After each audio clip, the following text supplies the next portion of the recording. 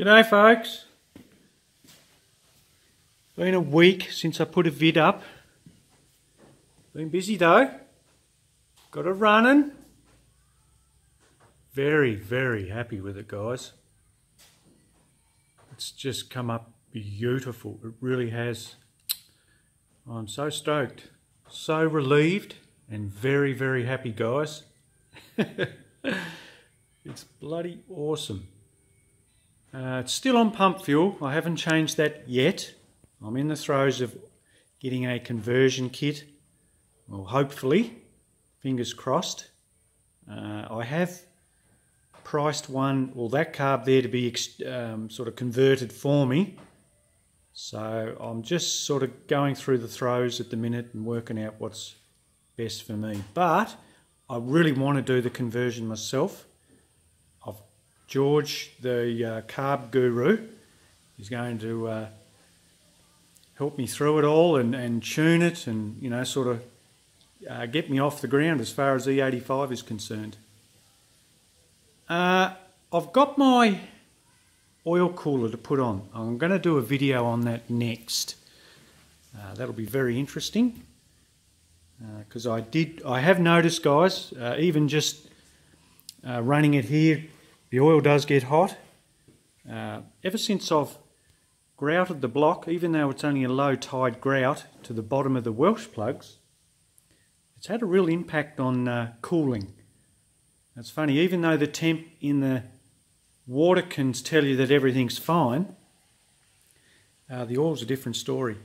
So the grouting has obviously compounded that, and but that's all right. Like I said, we're putting on that cooler and hopefully we can address and we can sort that all out. She breathes very well, or hardly at all, so I'm really happy with the... geez, the motor sounds good, guys.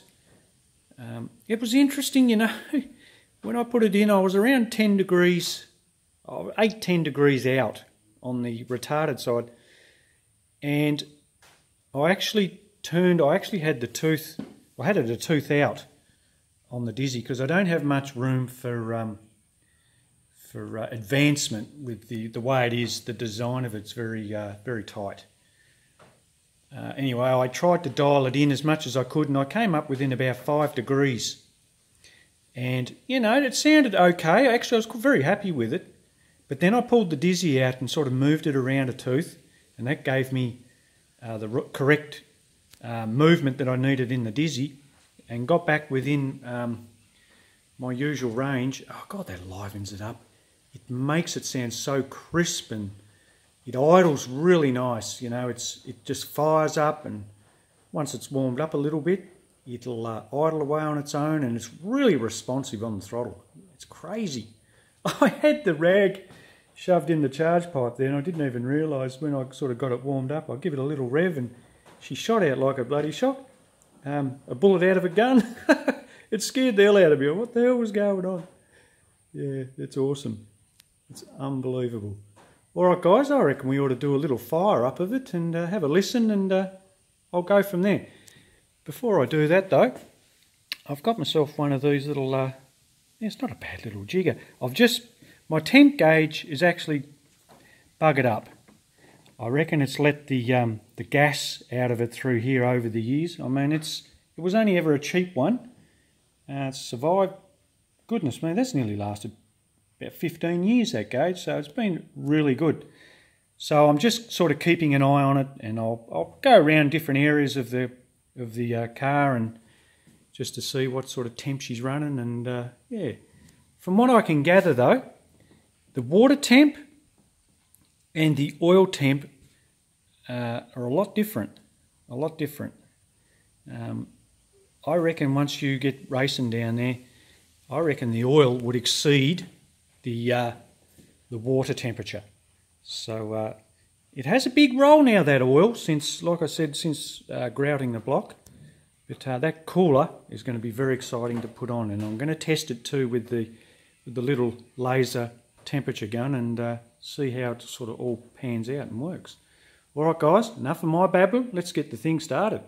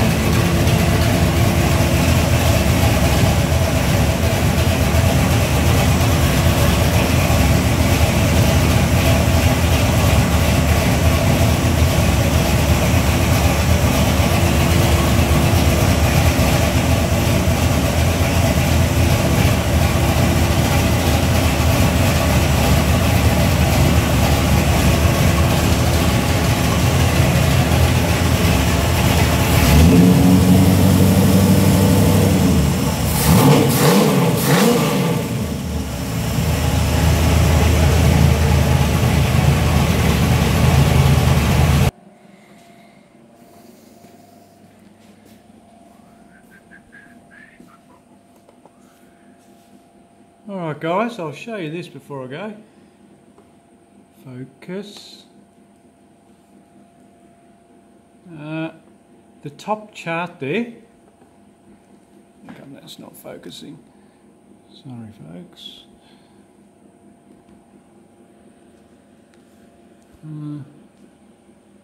That's it. Silly phone. Look at that, it's not picking that up. Sorry guys, I'm really trying here. Hang on. Alright guys, there you go, that's better. What I've gone and done is I've set the Dizzy up at 30 degrees. Now the top line here, where it says 0.0, that's the 30 degree mark. Now all this MSD 6AL2 box, the programmable box does, it pulls timing. It'll pull a total of 24 degrees. Okay, so the top numbers along here are revs. You would have seen earlier in the chart where it was hovering around, sort of moving like that. Well, that was the rev where it was at. Now what I've gone and done there, on startup, I've gone back to about 19 degrees. Pulled timing, so that's 11 degrees, sorry. I've pulled timing just on that cranking startup, and from around 650 onwards it sits at around 20 degrees. So once we just sort of get over idle around sort of 11 or 1050 revs, we start adding timing back in at around 2.8, which total of 30 degrees. Now boost doesn't start ramping, or doesn't really make any boost under 3000 revs. I've done a lot of testing over the years, and even with this combination it really doesn't start building any boost till 3000 and over. About 3.3 now is full boost. So we're back at 20 degrees timing right out through to the rev line. Now this part here where it ramps up is very crucial, because that's what livens the motor up, guys, because before I had a flat total of 20 degrees and it felt really dead. Even with no load on it, you try and get on the throttle, you know, and give it a rev, it just was very lazy, and that was just through the lock distributor that I was running. Well, now I can advance the timing. I could even come down if I wanted to. I could probably advance it up to 36 degrees if I wanted to, and then I'd set my baseline down here further. But I think 30's nice, and that's sort of where I'm at with my timing, guys. I'm not going to move it once we get the E85 in. If anything, over time it may want a little bit more timing, but that'll be a work in progress. Great box. This is so easy to move around too. You've only got to just get the icon and sort of double click on it, and you can pull it around and do whatever you want with it. It's fantastic. This has the potential to work as a boost retard as well. So I can hook a boost line or reference line up to the box, and I can use that feature on it too. But for now, you know, this little graph here, that's all I sort of need, and it seems to work quite well. It seems to work really well. So I'm very happy with it. Alright folks, well, I want to do another vid in the next few vids on the reason that I've had this knock come in to the engine and cause that sort of, well, I was very lucky I didn't sort of do a lot more damage, but I've worked it all out now, guys, and it's a combination of a lot of different things. So it's not just one isolated thing causing it, it's a combination. It's about three different things that's caused the knock, and I want to talk about it all and how it's sort of taken me the last sort of couple of months to work it all out, and well, this is just to my best of knowledge. This is my understanding on it all, and the reason why it knocked. We had knock. Alright guys, well, the next vid will be on that oil cooler install, and look, she's running beautiful. Very, very happy with it, guys. Absolutely love it. Alright folks, I'll pop one up soon. I'll catch you later.